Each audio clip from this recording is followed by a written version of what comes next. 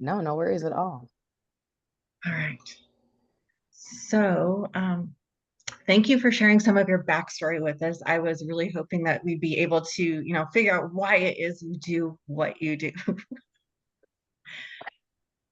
It's Ah, all good. It's all good. I totally get it. Tech can have its own mind, so we're not stressing out. yes. I'm a go with the flow person. I've got 5 kids. Nothing ever goes the way you plan it, so it all No. it's all good. All right. So with that introduction, just giving you guys all a little background of where I came from and kind of why I love what I do. Um, I want to go over what we're going to cover in today's workshop. So let me go back to sharing my screen real quick. Need to bring that up again. Share screen. All right, awesome. Can you guys see it? Yay, yay. Okay, awesome. So what we're going to cover today is what exactly causes self-doubt and perfectionism for most women in the professional world. What underlying beliefs are creating the never-ending loop of perfectionism and that procrastination?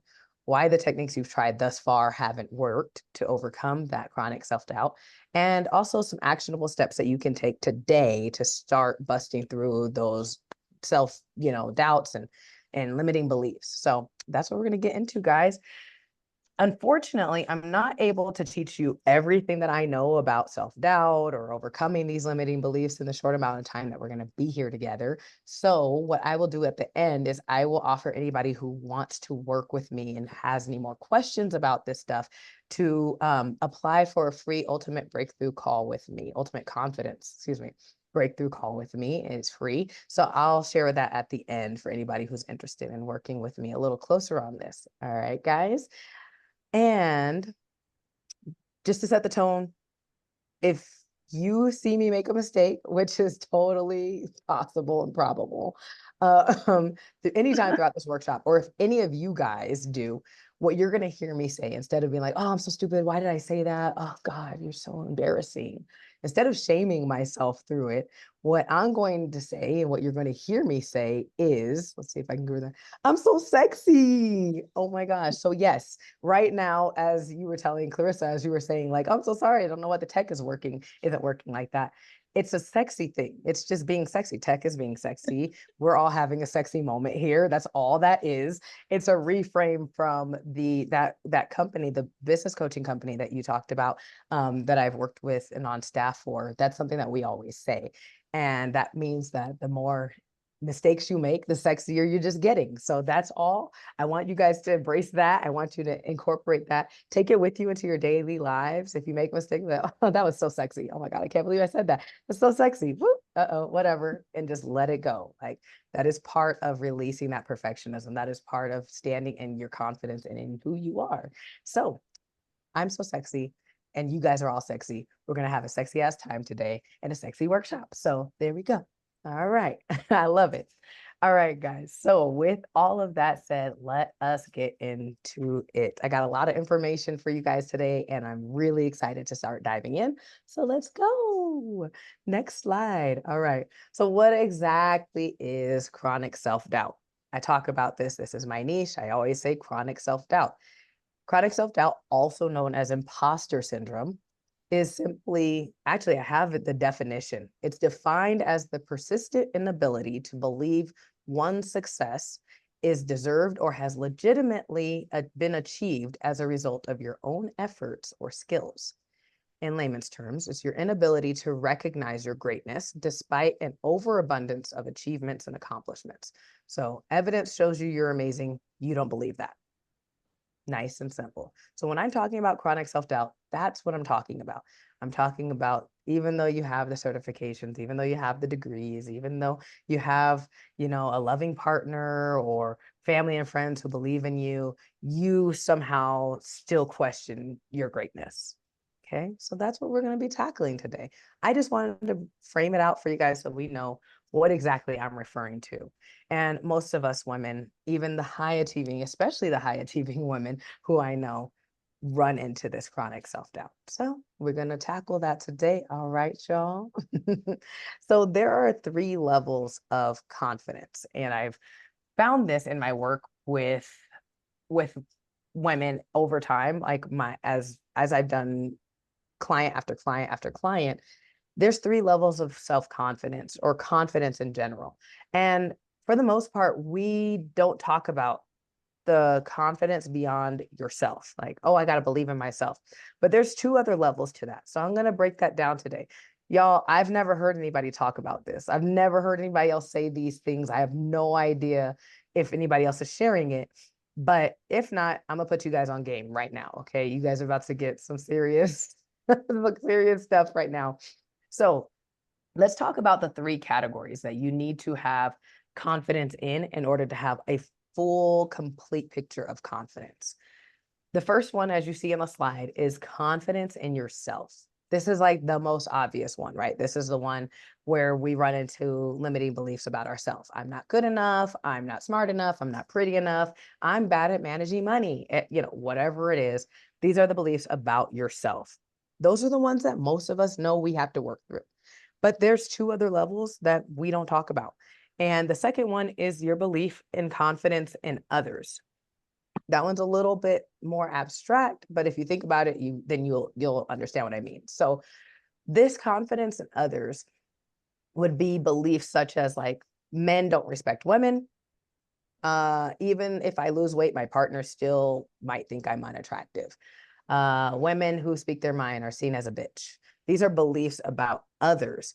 And so you might feel like I'm amazing. I'm so qualified for that promotion at the job. I'm so A, B, and C, but my boss doesn't see that and he'll never understand that. Or, I know who I am, but my partner will think that if I ask them to support me more, they won't see the greatness in me. So it stops you from stepping into your greatness, what you believe about others as well. It's not just about how you believe yourself to be or how amazing you feel that you are. Your confidence in others is also a really big part of that. So that's another level. In terms of like fitness stuff, like Clarissa, like what you do here, this is going to be stuff that will stop you from also achieving those goals or sticking with your goals too. If you're thinking like, well, it doesn't really matter. Nobody's going to look at me differently or appreciate me anymore, even if I lose weight or even if I become healthier. People still don't recognize my greatness the way that I do. They still don't see it. So then you start sabotaging those goals and those health plans and stuff like that. So that's a really big part. The last one is your confidence in life and your confidence in the world. This is a little bit different than others. These are more general beliefs about life. So this one's like, life is unfair, life is hard, it's a man's world, the patriarchy doesn't allow women to thrive. The world's going to hell in a handbasket, like, just random different beliefs that we think. And when we have those beliefs, we don't step into our greatness either, because it's like, well, if life is unfair, then I don't have a chance. The cards are stacked against me. And if life is meant to be struggled and it's meant to be hard, then really, why am I even trying to reach my goals here, my financial goals, my career goals, my health goals, my personal strength goals and development? Why would I even go for that stuff? Because life is going to be struggling. I'm going to struggle regardless. It's not even worth it. And you just give up, like before you've even started. So this is going to be just our general beliefs about the world. So if you feel like you've been working through a lot of your personal self-confidence and you've done a lot of inner work in yourself, but you're still running into procrastination and perfectionism, even though you've done a lot of inner child stuff or worked through that stuff, the reason why you might still be struggling is because of these other 2 levels that we haven't tackled yet. And these are the things, and they're like deeply rooted beliefs, okay? Like these are beliefs that like are core beliefs about life, about others. So just want to let you know, if you have been doing a lot of work and you're finding yourself stalled, you're not broken, there's nothing wrong with you. It's just that there's other pieces to it. Okay, guys. So is everybody following? Does this all make sense? Yeah. Yes, absolutely. Awesome. Awesome. All right. I'm glad, guys. So want to make sure that everybody's fully clear on that. And then the next thing, I don't want to bring the thank you slide up. The next thing is, why have all these efforts failed? Pretty much the reason why you're stuck where you've been stuck is because you've been trying to resolve a subconscious problem using your conscious mind. So what that looks like is I've been doing meditations. I've been doing my affirmations, talking in the mirror to myself, reminding myself of all my greatness. I've been faking it till I make it, right? So all these different things, even therapy, regular traditional therapy, right? I've been going to my therapist for years. I feel a little bit better, but I don't feel like that unshakable confidence I see so many people who have, right? The reason is because it's the feelings that you're having, the limiting beliefs about yourself or about others, or about life, are all at the subconscious level. None of this stuff, you didn't wake up this morning like, I'm going to be really hard on myself and judge the shit out of myself for no reason today. I'm going to do that. It was not a conscious thought. It was not a conscious effort. You weren't like, I'm going to just go out and just randomly start comparing myself to my peers and making myself feel bad this morning. Nobody woke up and said that. That was never a conscious thing. But what we're doing when we're doing meditation, we're consciously trying to change our thoughts and, access that inner peace. When we're doing affirmations, you're thinking about what you're telling yourself versus that automatic feeling of I'm not good enough. I don't know. That's like an automatic gut feeling, right? It's like right there. You didn't tell yourself to do that, but you're telling yourself to do your affirmations. You're telling yourself to do your meditations. You're telling yourself to fake it till you make it. That's how you know the difference between the conscious thoughts and the subconscious thoughts, right? That's how you can tell, because the subconscious is just automatically is happening.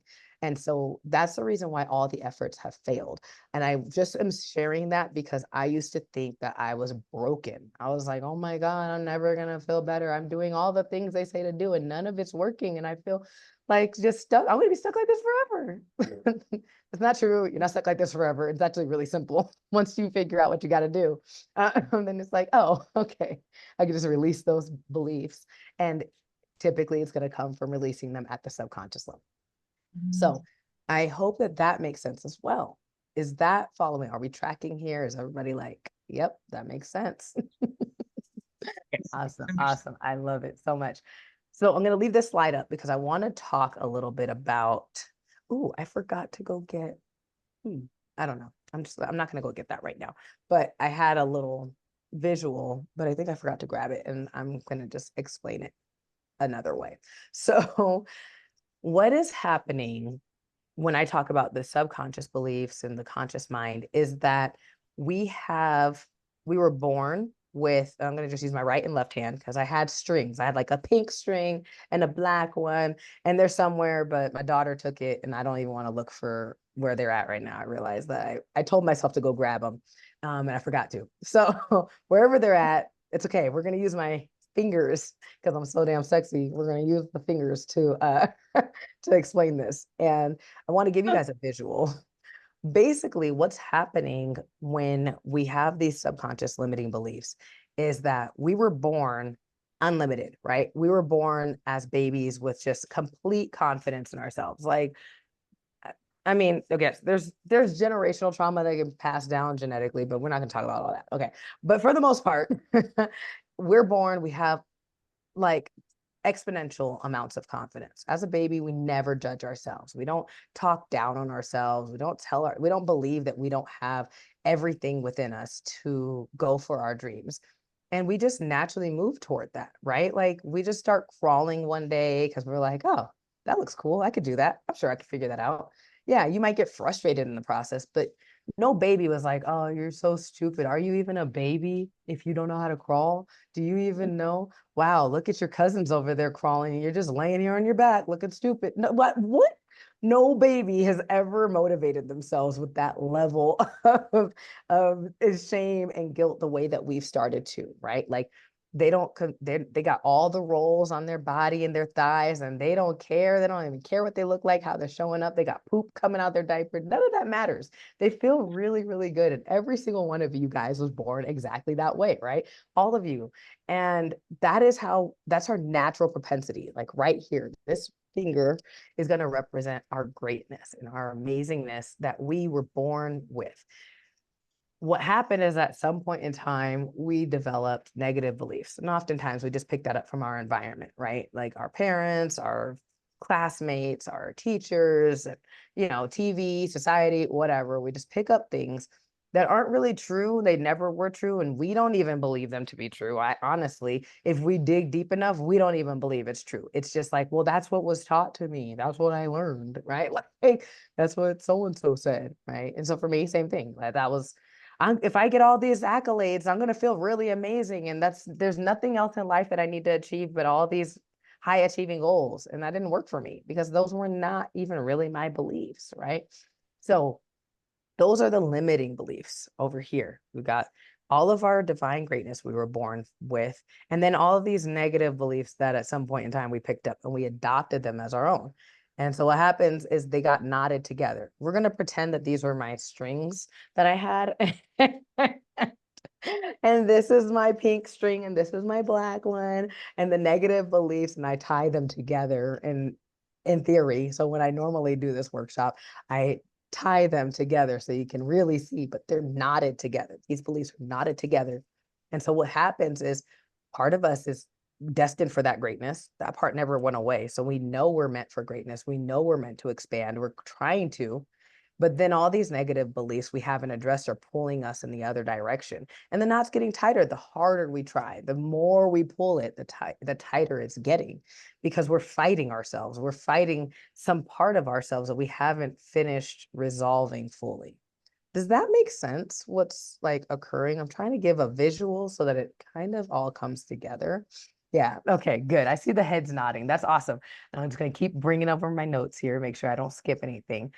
So the more that you go in this direction, the more you're being pulled in that direction. And that's why you feel that inner friction of, I want to do that TED talk, or I want to, write that book, or I want to stick with my health goals and go to the gym and eat right. And I want to do all those things.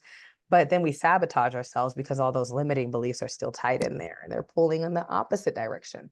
And so the cool thing is that once you let go of it at the subconscious level, it's so easy. It's so quick. And then you no longer have to shame yourself into doing it. You just release those. And each time you release more and more, it becomes easier for you to move in that direction of that natural propensity that you were born with, because that's naturally who you are. You don't have to force it anymore. The same way you didn't have to force yourself to learn how to eat with a spoon. You moved in that direction with excitement and joy and knowing that you've got this. That same way is the same way that you'll start to move towards your goals as an adult once you let go of all the judgment, once you let go of all the fears and all those limiting beliefs. So that's the cool part, is that it's fast, it's permanent. As soon as you let it go, you're like, oh, wow, I was holding on to that for no reason. That was crazy. That's not even who I am, right? And it makes it so much easier. So I wanted to share that with you guys because I think it's really important. I think we judge and shame ourselves a lot when we're like, I'm just being lazy. I know what I need to do. I just haven't done it. You're not lazy. You're actually literally like tied.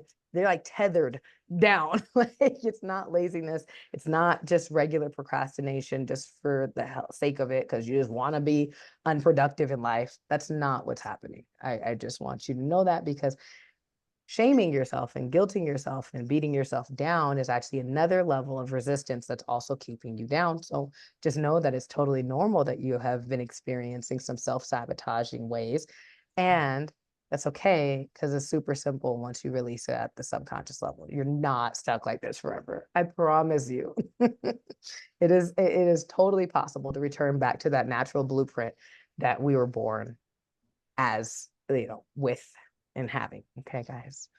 Awesome. Awesome. I'm excited. Okay.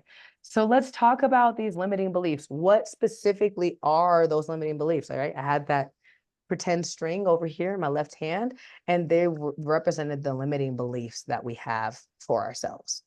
And I'm not going to go. I told Clarissa that my workshop is normally 2 hours long. She was like, whoa, 2 hours. All right, girl. And I told her I was going to try to keep it as short as possible to honor everybody's time. I know it's the middle of a Monday. So in order to get everybody as much information as possible, I'm not going to go super duper into detail about each of these limiting beliefs, but I'm still going to touch on them. And I want you guys to take notes and jot them all down. Okay, guys? So take notes of them. What I'm going to share with you guys right now are the limiting beliefs that are the most prominent. Like when I work with my clients, these are the ones that really start to show up on a regular basis. Like I see these time and time and time again. So that's what's going to show up. It is by no means an exhaustive list, but it's just the most common ones. So I would like to share that with you guys right now. And let's see, what are those beliefs that are knotting us up? Here is the page. This is what we're doing. So I'm going to go one by one. It's a list of 8 here, and I'm going to share with you guys a little brief synopsis. So the fear of failure, that's number 1. And fear of failure typically comes from a fear of rejection. That's our natural fear of rejection, not being accepted by the tribe, by the group, right? That's our primary, very old mindset. I think they call it the lizard brain and all of that. There's like a lot of different ways that you might think of this. Yeah, Marcy, take a screenshot of it. I like that. So the very first thing that usually shows up is that fear of failure. Oh, they're going to laugh at me. They're going to ridicule me, da, da, da, blah, whatever. That's number 1. It's a very common one. Most of us know that. Number 2 is fear of success. Fear of success is on the flip side of that. A lot of us have heard that too. I think I'm scared to succeed, right? Yeah. And typically where fear of success comes from is actually fear of it being taken from you. The fear of it not lasting. I reach this level of success, I get really up here, and then I lose it all somehow. And that comes from us experiencing loss in life, like having a really good thing and then losing it. And so a lot of us have experienced that. Most of us have experienced something feeling really good, and then it disappears, right? I had a client one time, and she kept sabotaging herself. She was an incredible coach. She was an amazing person. She'd been doing it for years. Like she was just badass, amazing all around. When we did her session, she came to me because she kept sabotaging. She wouldn't take the opportunities that were being presented to her. She wouldn't, and if she did, she would sabotage it, or she was always waiting for the other shoe to drop. So she was playing really small. And so when we did her session, what came up was that she realized she was holding on to this really deep loss from when she was 8 years old. And when she was 8, her best friend had to suddenly move across the country. This was before MySpace, before Facebook, before all the social media. So back then, when your friend left across the country, I mean, I'm sure she probably sent her 1 or 2 letters and then that just fizzled out, right? Like there's no way to stay in touch with people at that time and at that age, especially. She didn't have a cell phone. And what that taught her was that good things don't last.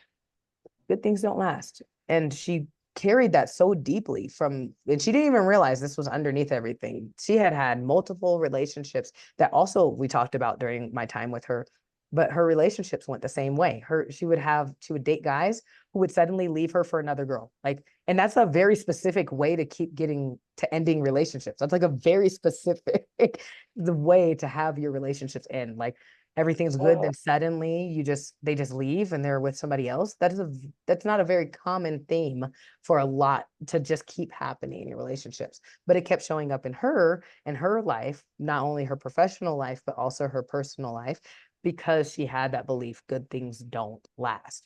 That is where a lot of us have that fear of success. That's where a lot of the times it's rooted. So that's number 2. And number 3 is the fear of the unknown. That one's pretty simple and pretty straightforward. I mean, it's scary. It's scary. Like whatever you're going for, especially if it's something you've never done, I don't know what to expect. And that's really, really scary for us. Because even if we knew that, I think they said, I got to remember, and you guys might have heard this before. I think that they did a survey and people were more fearful of speaking in front of a live audience, like speaking on stage, than dying. Like, yeah, I know. What? But like, I feel like we all know that dying is going to happen at some point in time. It's like, okay, well, it's going to happen at some point. So we've kind of been preparing mentally for it for a long time. But speaking in front of people, a lot of us have not mentally prepared for that all of our life. We don't know that that's like even part of life unless we put ourselves in that position. Unless you put yourself on stage in front of people, you're not going to actually run into that as part of life. It's not actually part of a trajectory, right? So it's so unknown for most people that they did an actual survey, and it's like a full study, that people are more afraid of public speaking. They fear that more than fearing death, which sounds so insane. But if you think about it, if you're that scared, of course that's going to stop you from going for your dreams, right? If you're that scared of the unknown, you're not going to go after your dreams. You're not going to try to stick with your goals that you've set for yourself. So that's number 3. Number 4 is fear of responsibility. This one is a lot. A lot of us women especially carry this, right? A lot of us are carers. So that might mean we're caring for children. That might mean we're caring for our parents. That might mean we're caring for family members or children, even at school, maybe we're in charge of, or even just employees or your spouse or partner.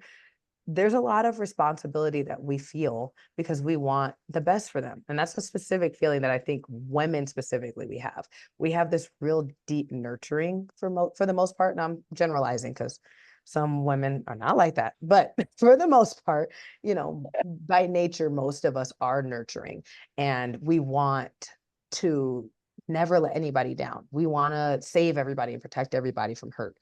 And the idea that, well, if I try to do this book launch and I put all this money that I convinced myself was worth it, then it flops, then maybe I might let down my family, who was really excited that maybe this was going to be an extra income stream for us, or I just use a bunch of money for that, or I got this promotion at work and my boss was really excited for me to start doing this and this, and I dropped the ball big time. And now the whole company is looking at me like I ruined everything. We have these big what ifs in our head. So then we don't go for it. We're afraid of like the responsibility. I know for me, that was a big one when I started my hypnosis company and my business as a hypnotherapist. I was scared, like, I'm going to get these women, they're going to be paying me thousands of dollars. And then what if I don't fix them? What if I don't help them? Right. I was putting so much responsibility on myself that I stopped even trying to promote my services. I was like, no, I don't want that responsibility. It's a lot. I don't know. Don't go to me, go to a different hypnotherapist. I don't know. And I was like really scared of the level of responsibility that came with that, just me stepping into my business. So fear of responsibility is another big one. Guilt. Guilt is, I tend to call this like success guilt.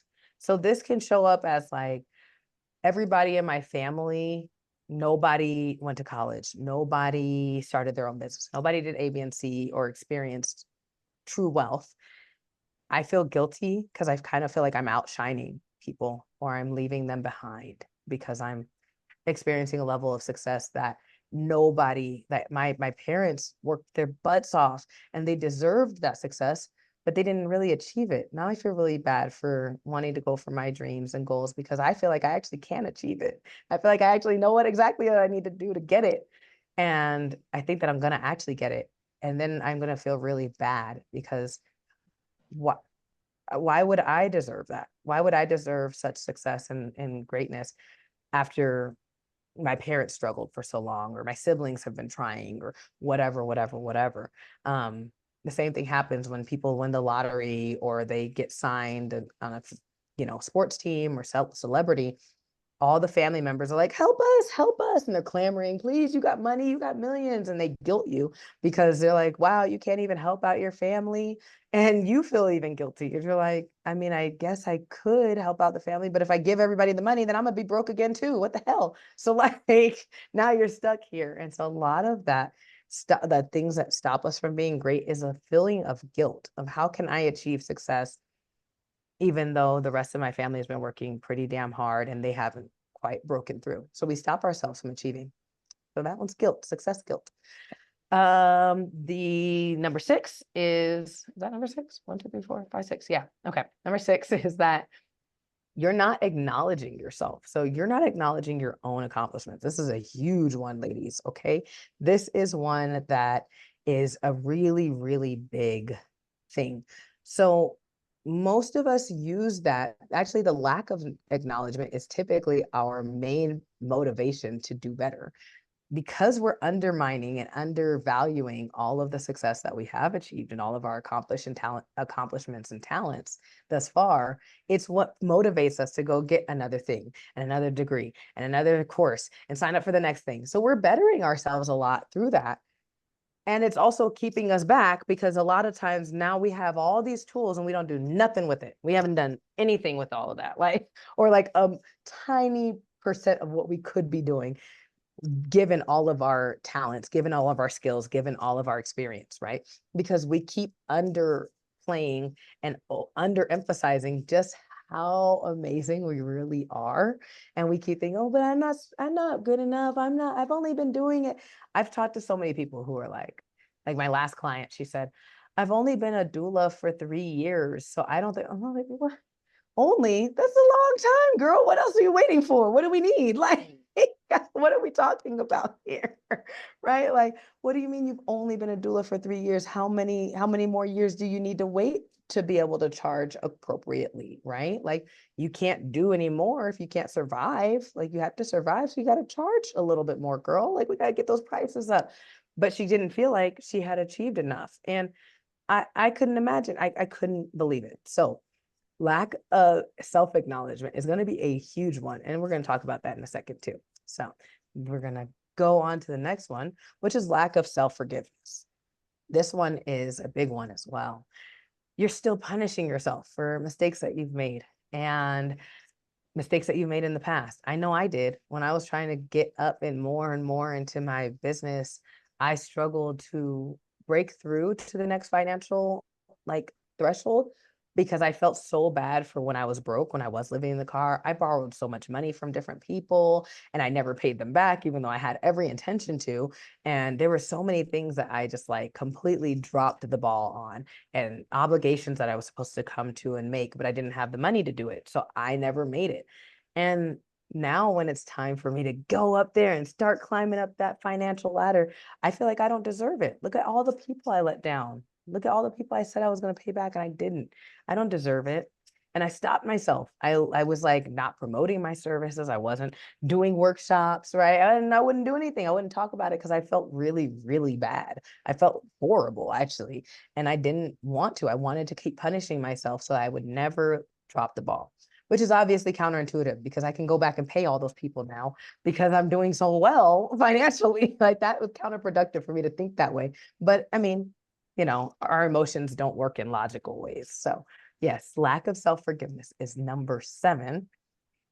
And the last one is that you lack your own true definition of success. Basically, what that is that I ask a lot of women what, they're like, I don't feel like I've done anything. I haven't achieved any success. I'm like, okay, great. So what does that mean to you? What is success to you?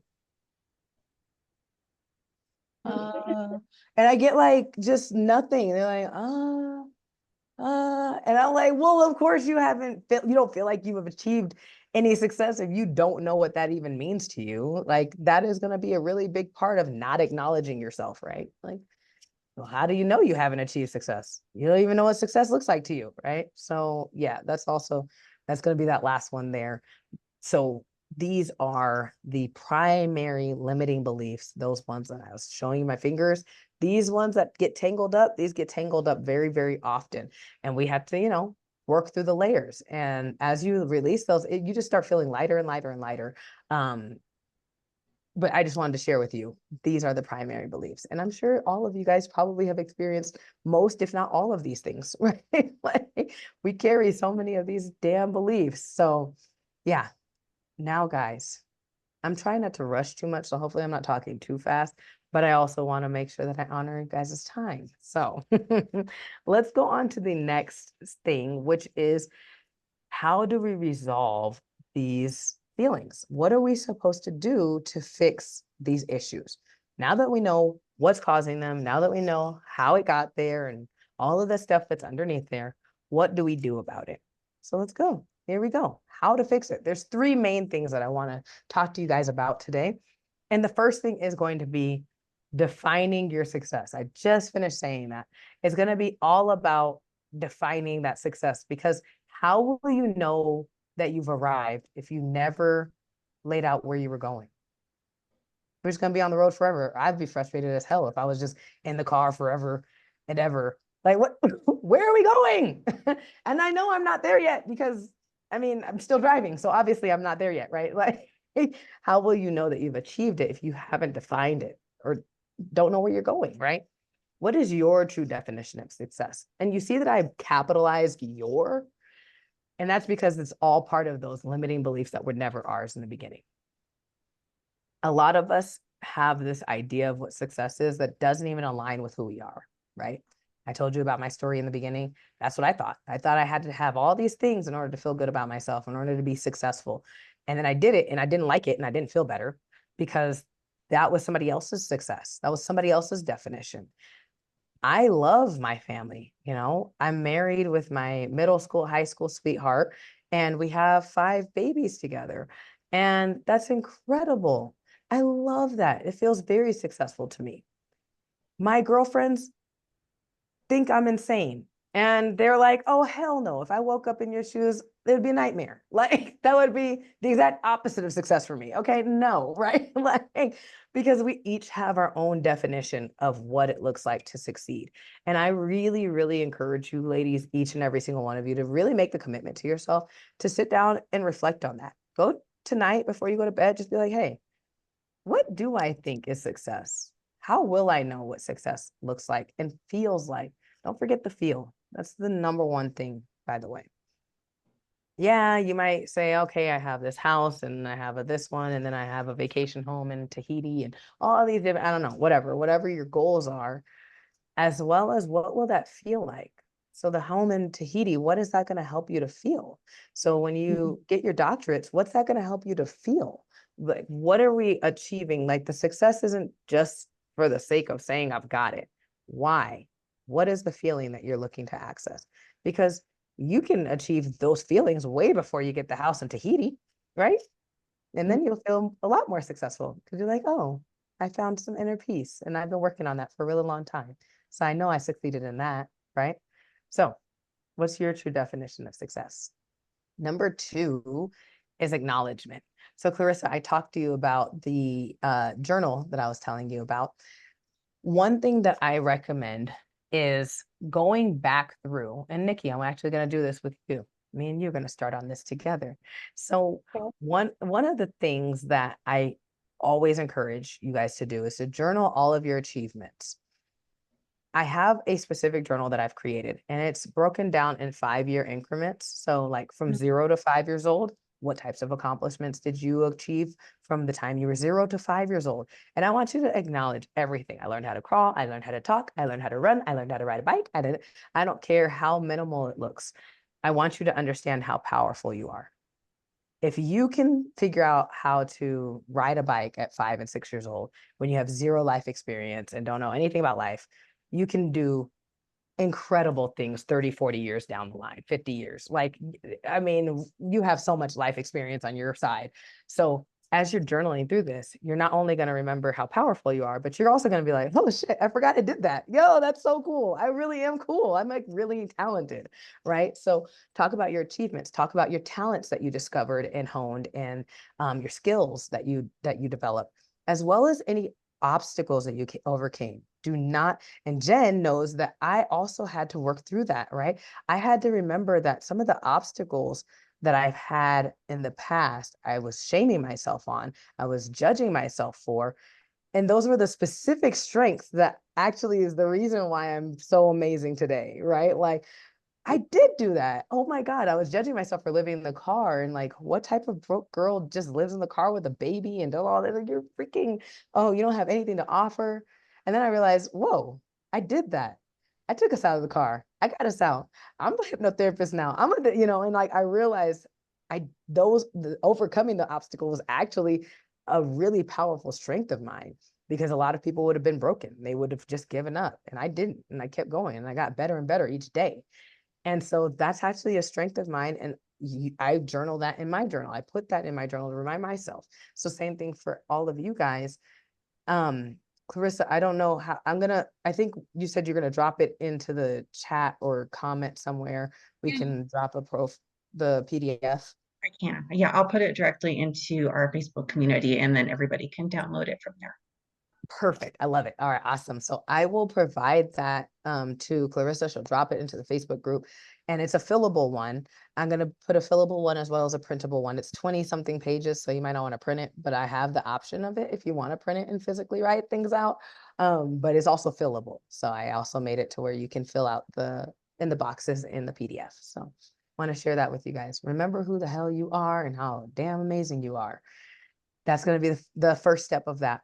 But also on the flip side of that, I also want you guys to keep a separate journal, because I didn't make a journal for this. You could do this on any journal. I want you to start acknowledging your daily wins, real small stuff like, oh, cool. I washed the dishes today. I did that pile of laundry that I've just been letting accumulate on my couch, like, oh, whatever, like small wins. Acknowledge those things, because each of those wins is going to activate the reward center in your mind, and we're going to get better and better at it, right? And we're also going to stop judging ourselves and act like we haven't achieved anything, when this week we did a lot of things. We tackled a lot of things this week, and I did that, and I did that, I did that. Oh, it feels good. I guess I am doing some stuff. So daily wins as well. Want to make sure you guys do that. And the last thing, guys, have fun. Have fun. I feel like we'd never stop to like have fun. If you were in my in-person workshop, you would see we started off with the Macarena last time, and we did like this whole little, yeah, it was super fun, and it was lots of music and dancing and laughing with everybody. And the reason why I do all of that is because I really want us to remember the process is meant to be enjoyed. Like, we're always so damn fixated on where we're going, and I have to do this, and I got to do that next, and I didn't do that, and all these goals. And we forget to enjoy life on the way. Like, we really just forget, and we know it. We know we're supposed to do that. And we talk about it all the time, stop and smell the roses. And then we don't, right? We run right past them roses. Well, I don't have time for those roses. I got to get to it, right? But like, seriously, don't minimize that. Have fun. You're gonna see me all the time. You see my Facebook reels and stuff. I'm never like, I'm always in this mode. I'm always in like, guys mode, because I don't have time to allow stress to bring me down. Like, there's too much stuff that I have to be grateful for and excited about, that I can't. And not to say that I don't. Sometimes I still fixate, and sometimes I still stress, and sometimes I still judge. That's totally natural. And even when you're working through all of these things, you're still a human. You're still going to have moments of, questioning yourself, doubting yourself, wondering if you can do it, wondering if you've done enough, all that stuff. But it can't be chronic. And that's why I say that I help women with chronic self-doubt and procrastination and perfectionism.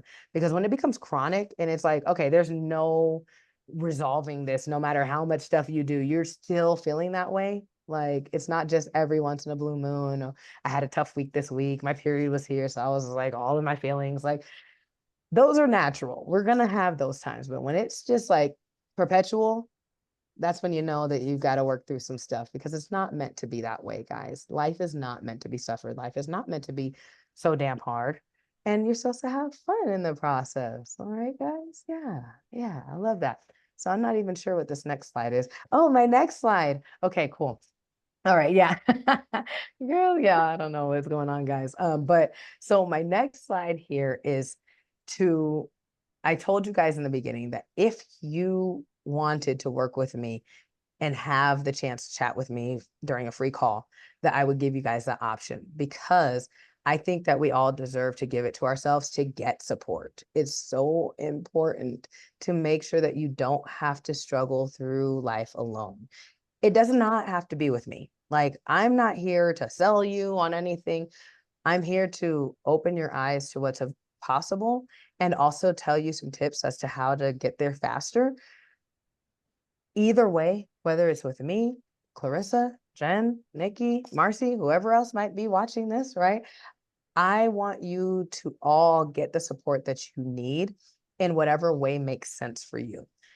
Don't do this alone. Please don't suffer on your own. There's so many other amazing women who we can all uplift each other. We don't need to sit around just quietly suffering, which a lot of us do. We try to carry the whole world on our backs for literally no reason. I don't know who told us we needed to do that, but like, right. Like, but we do it, right? When we do it all the time. And so I'm opening the floor for you. If you want to speak with me, have a free call, 60 minutes.